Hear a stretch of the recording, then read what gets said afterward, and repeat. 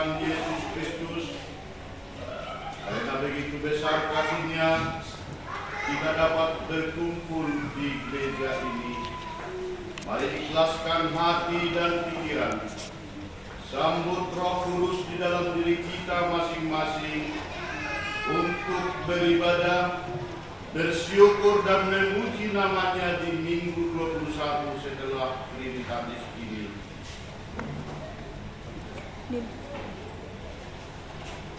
Di dalam nama Allah Tuhan Yesus Kristus, jiwa dan ragaku sudah siap untuk beribadah dan bersukacita.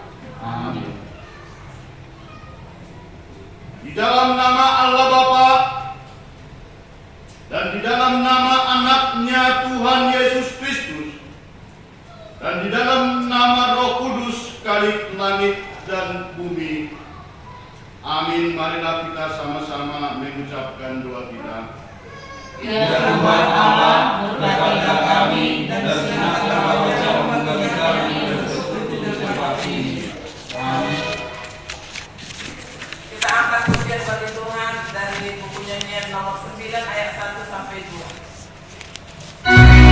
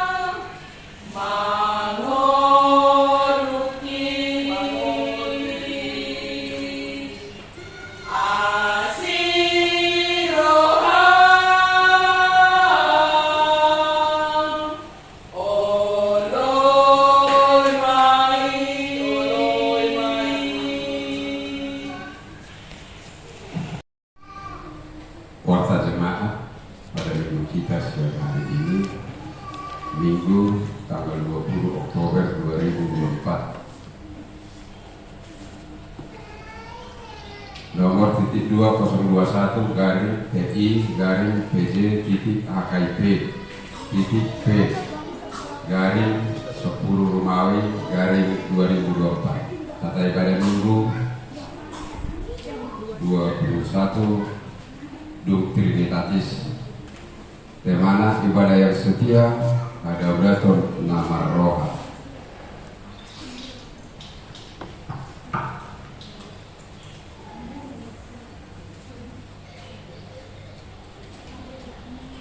Warta yang pertama, jadwal ibadah kategorial dan latihan kor vokal di gereja dan evangelisasi. Pertanyaan sudah tertera di situ seperti biasa. Yang kedua, statistik kehadiran jemaat. Kehadiran jemaat ibadah Minggu 13 Oktober sebanyak himbau kepada kita semua untuk mari kita semakin membawa anak kita untuk mengenal Tuhan. Yang ketiga, tim warta pengumuman. 1. Ibadah Minggu dengan mengucap syukur kepada Tuhan dihimbau kepada semua agar semakin rajin beribadah di gereja serta mengikuti ibadah kategorial. Ibadah masuk pukul 10.30 WIB dilayani oleh pendeta, vikar pendeta, pimpinan dan unsur majelis jemaat HKIP Penerangan. Yang kedua, sarana dan prasarana pelayanan HKIP Penerangan. Pimpinan Majelis Jemaat HKIP Penerangan menyampaikan terima kasih banyak terhadap seluruh jemaat dan simpatisan yang bisa tetap hadir beribadah dan yang dapat berbagi tanda syukur melalui persembahan bulanan dan ucapan syukur atau janji iman. Doa kita, Tuhan semakin memberkati kita semua dengan seluruh yang kita kerjakan sesuai dengan kehendak Tuhan. Yang ketiga, tempat ibadah.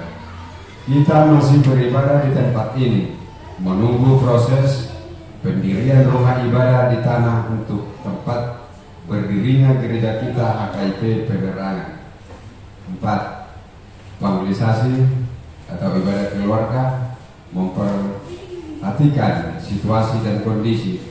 Evangelisasi atau ibadah keluarga untuk Rabu tanggal 23 Oktober 2024 kita laksanakan di rumah masing-masing. Yang kelima, sinode HKIP melanjutkan penanggulangan pemberangkatan mengikuti sinode ke-14 HKIP. Persembahan keempat masih kita kumpulkan untuk biaya peserta yang mengikuti sinode, dan dimohon untuk kita seluruh jemaat yang bisa membantu pendanaan agar dapat langsung menyerahkan ke bendahara. 6. Sinode HKI yang ke-14. Dalam rangka mengikuti sinode yang ke-14, vikar pendeta dan pimpinan jemaat atau Porhanger akan berangkat ke kantor pusat HKIP tanggal 21 atau 22 Oktober 2024. Ketujuh, ibadah Minggu. Minggu tanggal 27 Oktober 2024 kita akan laksanakan ibadah menggunakan bahasa Batak Toba.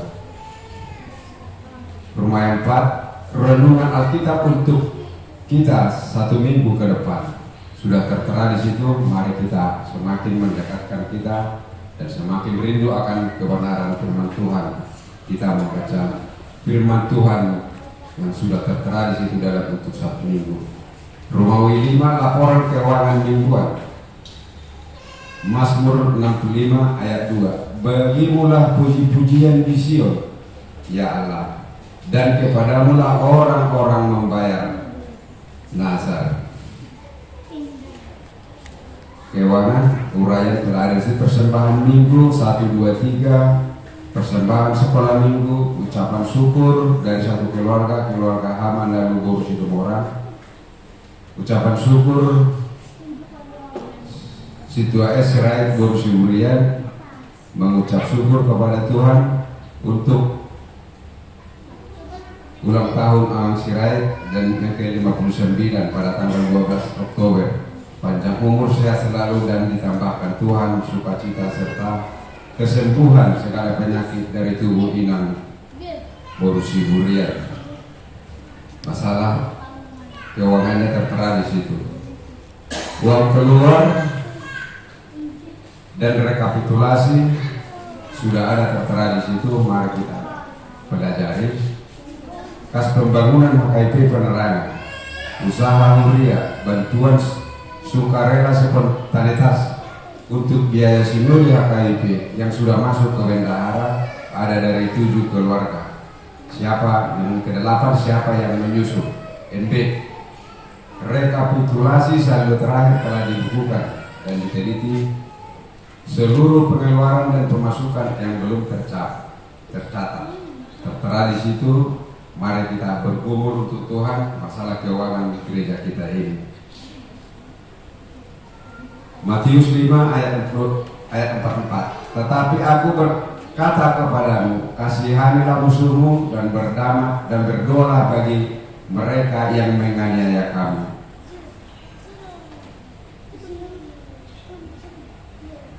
Pimpinan resort, pimpinan jemaat, para lalu beserta seluruh majelis jemaat HKIP Penerangan mengucapkan selamat mengikuti ibadah dan memanfaatkannya, serta selamat ulang tahun bagi yang merayakannya seminggu yang lewat. Tuhan Yesus memberkati kita semua. Salam. Sapa sadar mata pertanyaan.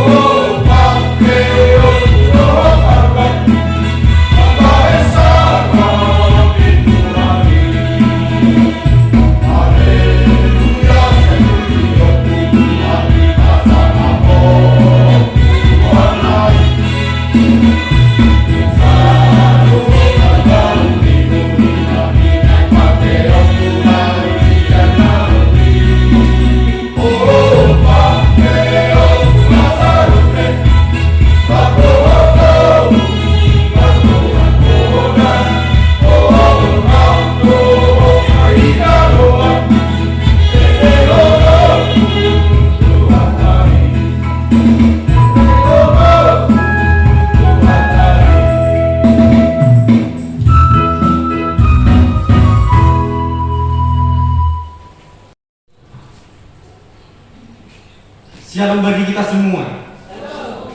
Bapak Ibu serta saudara-saudara yang terkasih dalam Tuhan Yesus Kristus. Firman Tuhan pada minggu hari ini tertulis di dalam kitab Roma pasal yang ke-12 ayat 1 sampai dengan ayat yang ke-8. Roma pasal ke-12 ayat yang pertama sampai dengan ayat yang ke-8. Kita membacanya secara responsoria. Saya mulai di ayat yang pertama. Demikian firman Tuhan. Persembahan yang benar. Karena itu, saudara-saudara, demi kemurahan Allah aku menasihatkan kamu, supaya kamu mempersembahkan tubuhmu sebagai persembahan yang hidup, yang kudus, dan yang berkenan kepada Allah. Itu adalah ibadahmu yang sejati. Janganlah kamu menjadi serupa dengan dunia ini, tetapi berubahlah oleh pembaharuan dirimu, sehingga kamu dapat membedakan manakah kehendak Allah, apa yang baik, yang berkenan kepada Allah, dan yang sempurna. Berdasarkan kasih karunia yang dianugerahkan kepadaku, aku berkata kepada setiap orang di antara kamu, janganlah kamu memikirkan hal-hal yang lebih tinggi daripada yang patut kamu pikirkan, tetapi hendaklah kamu berpikir begitu rupa, sehingga kamu menguasai diri menurut ukuran iman yang dikaruniakan Allah pada kamu masing-masing. Sebab sama seperti pada satu tubuh kita mempunyai banyak anggota, tetapi tidak semua anggota itu mempunyai tugas yang sama. Demikian juga kita, walaupun banyak, adalah satu tubuh di dalam Kristus, tetapi kita masing-masing adalah anggota yang seorang terhadap yang lain. Demikianlah kita mempunyai karunia yang berlain-lainan menurut kasih karunia yang dianugerahkan kepada kita. Jika karunia itu adalah untuk membuat baiklah kita melakukannya sesuai dengan iman kita. Jika karunia untuk melayani, baiklah kita melayani. Jika karunia untuk mengajar, baiklah kita mengajar. Jika karunia untuk menasihati, baiklah kita menasihati. Siapa yang membagi-bagikan sesuatu, hendaklah ia melakukannya dengan hati yang ikhlas. Siapa yang memberi pimpinan, hendaklah ia melakukannya dengan rajin. Siapa yang menunjukkan kemurahan, hendaklah ia melakukannya dengan sukacita. Sampai sejauh membaca firman Tuhan, kita bernyanyi.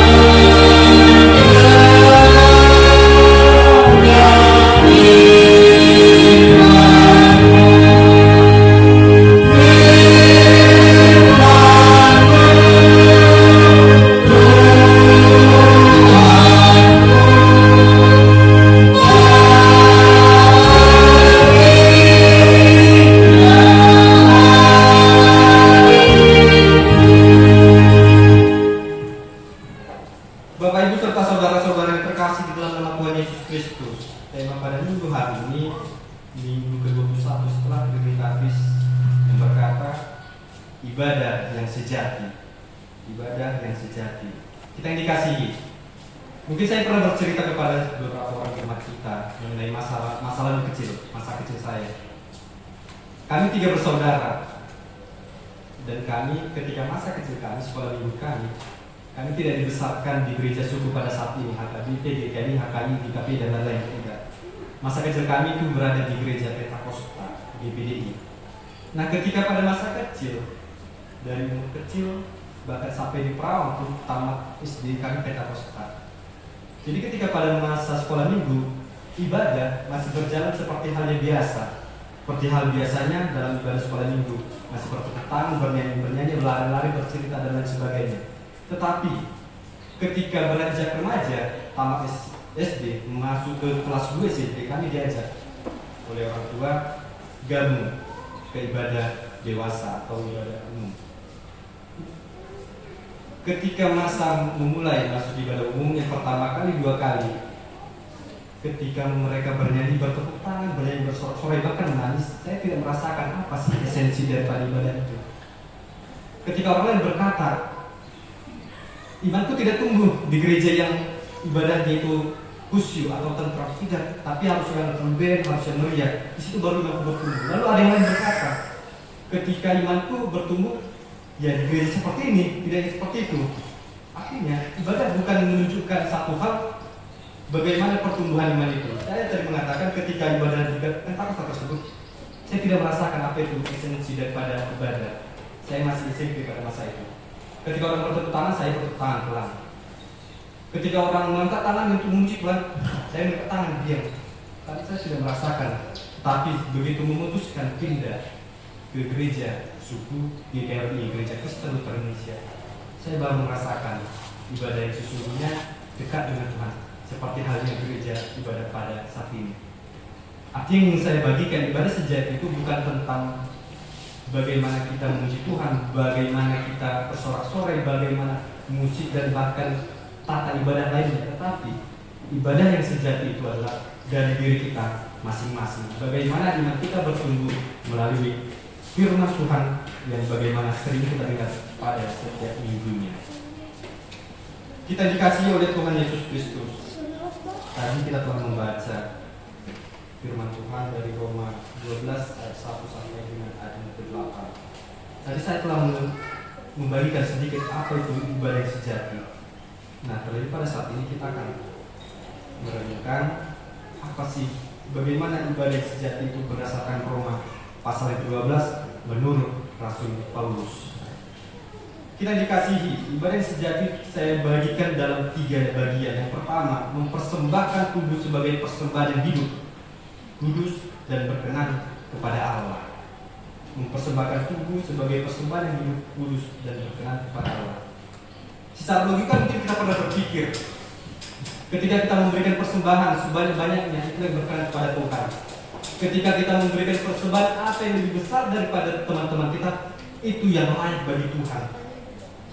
Tapi kalau kita membaca bagaimana persembahan seorang janda yang terima oleh Yesus, itulah arti persembahan yang benar-benar. Kita memberi dari apa yang kita miliki, dari kekurangan kita, kita memberi kepada Tuhan untuk dipergunakan dalam gerejanya. Itulah persembahan yang sejati.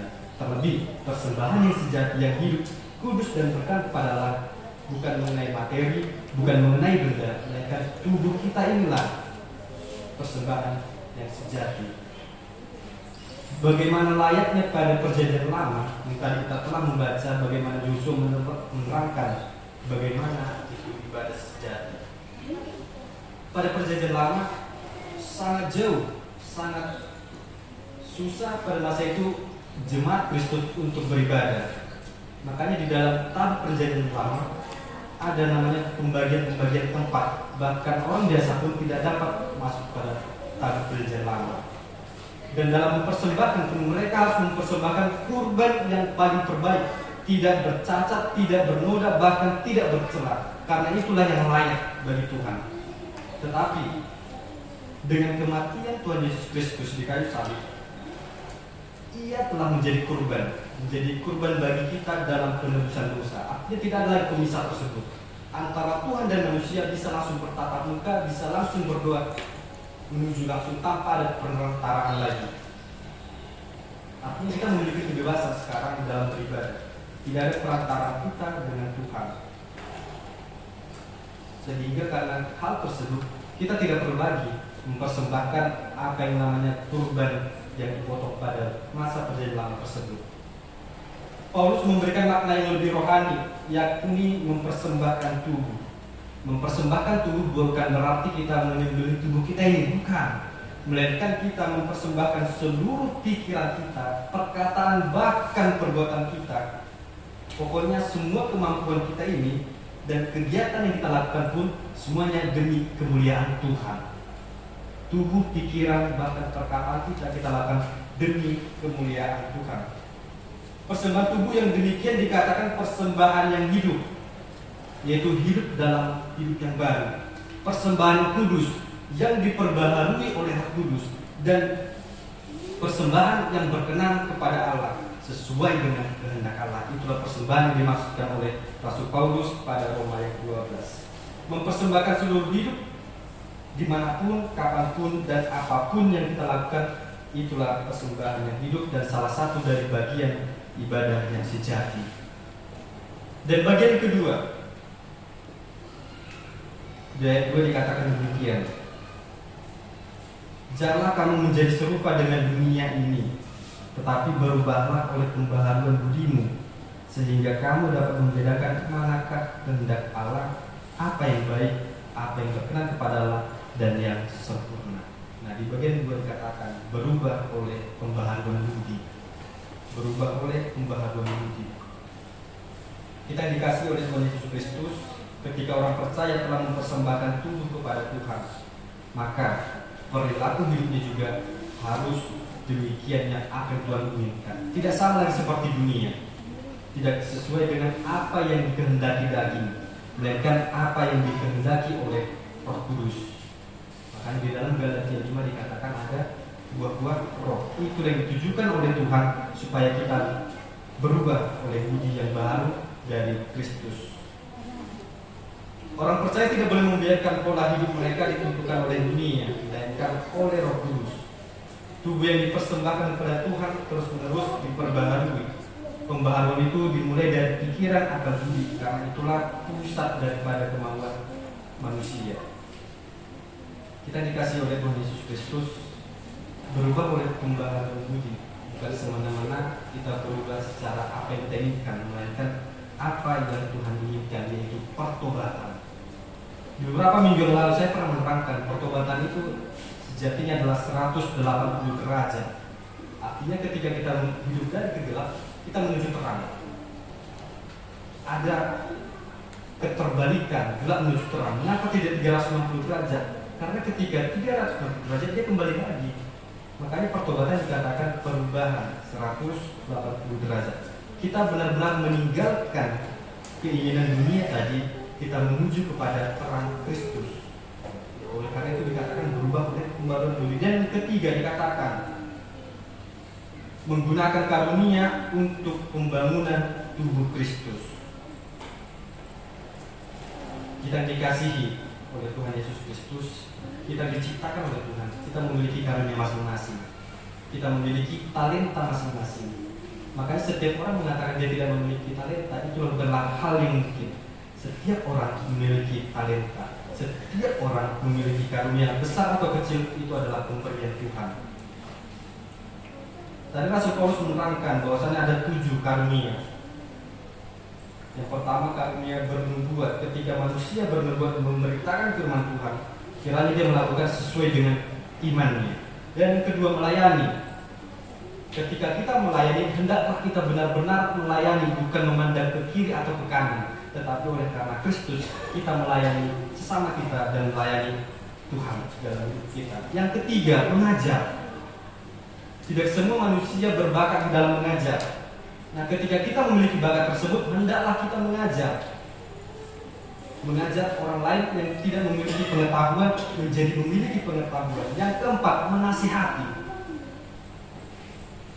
Tidak semua manusia pandai di dalam menasihati, dan tidak semua manusia juga mau mendengarkan apa itu nasihat. Nah, ketika kita memiliki karunia itu, hendaklah juga kita menasihati sesama kita. Dan yang kelima, membagi-bagikan sesuatu. Ketika kita membagikan sesuatu, maka kita melakukan dengan hati yang ikhlas. Yang keenam, memimpin. Menjadi pemimpin bukanlah hal yang mudah, bukanlah hal yang mudah yang boleh kita lakukan. Tetapi ketika karunia itu kita miliki, hendaklah kita melakukannya dengan rajin. Ketika barang siapa yang mau dipimpin, kelak dia akan menjadi seorang pemimpin. Dan barang siapa yang tidak ingin dipimpin, maka dia tidak layak untuk menjadi seorang pemimpin. Dan yang terakhir yang dikatakan oleh Rasul Paulus, yang ketujuh, bermurah hati. Ketika kita memiliki karunia untuk bermurah hati, hendaklah kita melakukannya dengan sukacita dan daripada Tuhan kita Yesus Kristus. Tentunya ketujuh karunia tadi boleh saya bagikan sebagian dari karunia yang dianugerahkan Allah kepada masing-masing orang percaya. Masih banyak karunia lain yang tidak dapat dikatakan oleh Paulus pada Roma yang ke-12. Tetapi yang pasti apapun karunia yang boleh kita miliki, kiranya kita menggunakannya untuk kepentingan dalam iman kepercayaan kita. Bapak Ibu serta saudara-saudara yang terkasihi di dalam nama Tuhan Yesus Kristus, tadi saya telah menerangkan apa itu ibadah sejati menurut Rasul Paulus. Tetapi dalam kehidupan kita, ibadah sejati itu bukan hanya sekedar ibadah seremonial yang sering kita lakukan pada tiap minggunya, yang sering kita lakukan pada hal-hal ibadah-ibadah lainnya, supaya kita kelihatan aktif di berbagai kegiatan gereja. Ibadah yang sejati adalah totalitas, artinya menyeluruh di dalam seluruh aspek kehidupan kita, bukan hanya seremonial saja. Di dalamnya pun ada penyerahan diri secara total kepada Tuhan, kepada pimpinan Tuhan. Ketika kita menyerahkan hidup kita, kita juga harus berani menyesuaikan hidup kita dengan kehendak Tuhan, bukan apa yang dikatakan oleh manusia, melainkan apa yang dikatakan Tuhan. Maka konsep berserah dengan penyangkalan diri itu menjadi satu. Artinya kita menyangkal diri kita, meninggalkan manusia-manusia lama dan hidup di dalam Tuhan. Lalu ketika ibadah tidak hanya ditentukan pada ibadah saat seremonial berlangsung, tetapi ketika ibadah seremonial itu selesai, ibadah yang sejati itu adalah setelah daripada ibadah seremonial. Bagaimana kita menghidupi firman Tuhan yang kita telah dengar. Kita menghidupi firman Tuhan, kita melakukannya dalam hidup kita sehari-hari. Makanya ketika dalam masa-masa ibadah tadi dikatakan ketika setelah membaca epistel, waktuama nobigi hatani debata jalan impesa. Berbahagialah orang yang mendengarkan firman Tuhan serta melakukannya. Artinya esensi daripada ibadah sejati bukan seremonial yang sering kita lakukan, melainkan setelahnya. Bagaimana ibadah kehidupan pada hari-hari yang boleh kita lakukan. Karena dengan demikian kita menunjukkan bagaimana Allah itu hidup di dalam hidup kita, bagaimana Roh Kudus hidup di dalam hidup kita, yang menuntun kita di keseharian kita, yang menghadirkan gambaran kerajaan Allah dalam hidup kita. Kita dikasihi oleh Tuhan Yesus Kristus. Tuhan telah menganugerahkan banyak karunia kepada kita. Dan yang hal pasti karunia itu adalah berlain-lainan. Maka hendaknya kita menggunakan karunia itu di dalam membangun kerajaan Allah di tengah-tengah hidup kita, di tengah-tengah keluarga kita, di tengah-tengah masyarakat maupun dimanapun kita berada. Karena halnya ibadah yang sejati adalah bukan tentang tata ibadah yang boleh kita lakukan pada tiap minggu, melainkan bagaimana kita meyakini Allah itu hidup dalam hidup kita. Bagaimana kita meyakini bahwasanya Kristuslah yang hadir di tengah-tengah kita. Dan bagaimana kita meyakini bahwasanya Allah yang kita sembah adalah Allah yang hidup. Oleh karena itu, melalui firman Tuhan pada saat ini hendaknya kita mengerti apa arti daripada ibadah sejati, yaitu ketika ibadah seremonial itu telah selesai, hendaklah kita tetap benar-benar hidup di dalam firman Tuhan yang boleh kita hidupi. Sebab Roma 10 ayat 17 dikatakan iman, Roma 10 ayat 17 dikatakan iman itu tumbuh dari pendengaran akan firman Tuhan. Kiranya firman Tuhan pada saat ini boleh menguatkan kita di dalam menjalani hidup kita satu minggu ke depan. Amin. Mari kita bernyanyi. Karena firman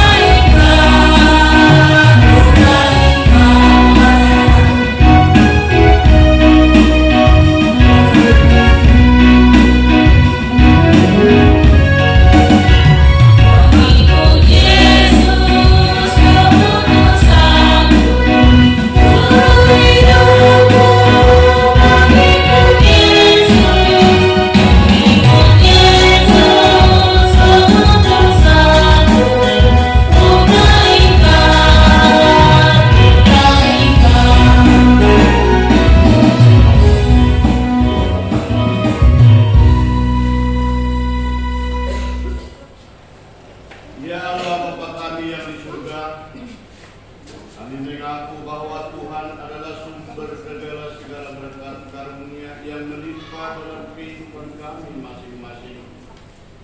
Sebagian daripada karunia itu kami serahkan kembali sebagai persembahan kepada Tuhan. Terimalah dan berkatilah persembahan umat-Mu ini, agar dapat kami pergunakan untuk pekerjaan dan pelayanan kerajaan Tuhan di dunia ini. Bukalah hati kami untuk mengenal betapa banyak berkat dan karunia yang kami peroleh dari Tuhan, supaya kami senantiasa bersyukur kepada-Mu. Di dalam nama Tuhan Yesus Kristus Tuhan kami. Amin. Marilah kita sama-sama mengucapkan doa Bapa kami.